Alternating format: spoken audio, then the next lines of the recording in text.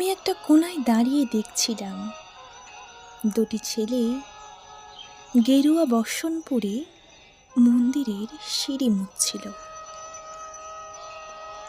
এত মন দিয়ে আমি কাউকে সিঁড়ি মুছতে দেখিনি। সিঁড়ি নয়, যেন জননীর ত্বক থেকে ধুলো মুছতে পারে, আমি কোথাও দেখিনি।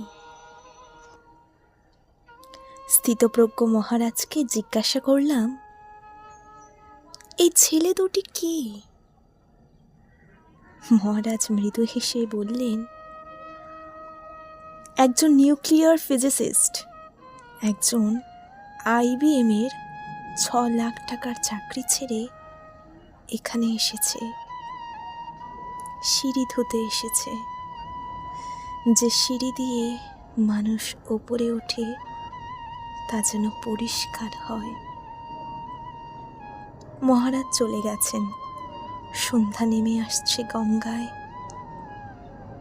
আমার ভেতরেও নামছে সন্ধ্যা। সারা পৃথিবীতে এত সিঁড়ি, সিঁড়িতে সিঁড়িতে এত দাগ,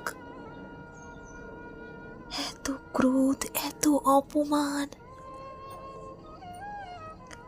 আরতি শুরুর আগে মনে হলো, যে সিঁড়ি মুছতে পারে না সে কোনোদিন মানুষের চোখের জল মুছতে পারবে না।